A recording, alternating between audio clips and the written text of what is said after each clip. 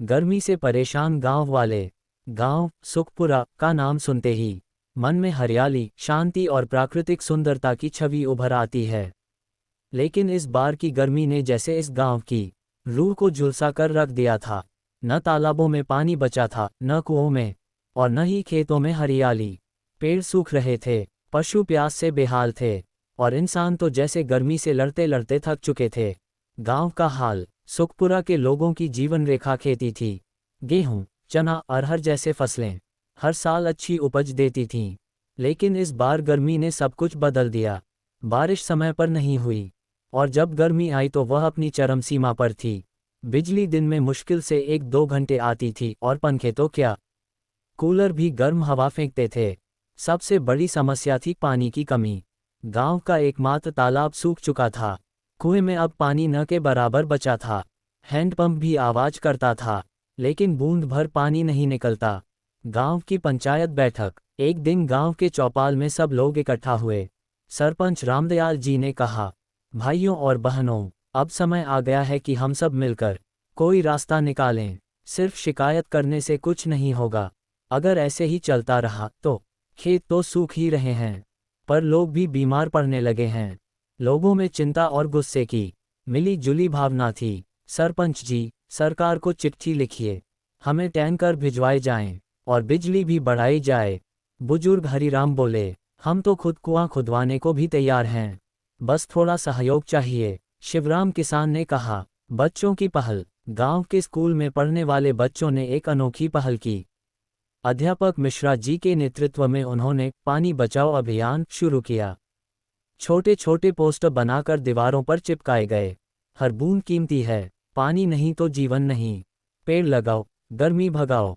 बच्चों ने घर घर जाकर लोगों को समझाया कि कैसे वे रोजमर्रा की जिंदगी में पानी की बचत कर सकते हैं। नल खुला न छोड़ें, जरूरत से ज्यादा पानी न लें, और वर्षा जल को सहेजने के उपाय करें। गांव में आए एक उम्मीद।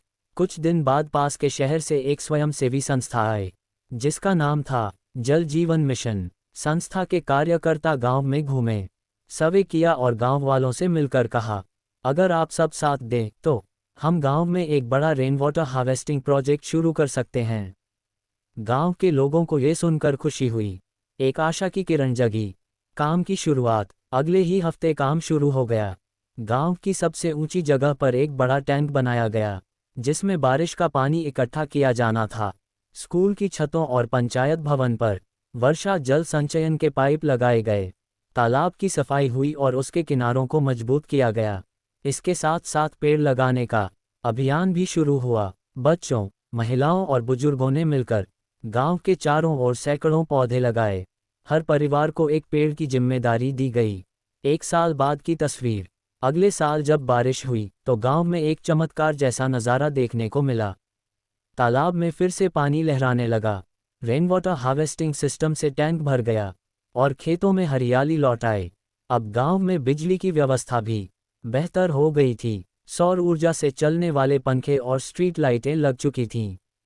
गांव का सम्मान। जिले के कलेक्टर ने गांव का दौरा किया और इस अनोखी पहल की सराहना की। सुखपुरा अब जल संरक्षण मॉडल गांव कहलाएगा, उन्होंने घोषणा की। टीवी चैनलों पर खबरें आईं। गर्मी से जूझते गांव ने दिखाई राह। बच्चों की मेहनत ने बदला गांव का भाग्य। कहानी की सीख। गर्मी और पानी की कमी जैसी समस्याएं सिर्फ शिकायत करके नहीं हल होती। जब एक गांव मिलकर प्रयास करता है तो असंभव भी संभव हो जाता है। सुखपुरा ने ये साबित कर दिखाया। आज सुखपुरा का नाम सिर्फ जिले में ही नहीं, पूरे राज्य में जाना जाता है। वहाँ के लोग अब हर साल गर्मी आने से पहले तैयारी करते हैं, पानी सहेजते हैं, पेड़ लगाते हैं, और एक दूसरे का साथ देते हैं। गर्मी अब भी आती है, लेकिन अब वह गांव वालों की हिम्मत से हार जाती है। जहां प्रयास होता है, वहां समाधान भी होता है।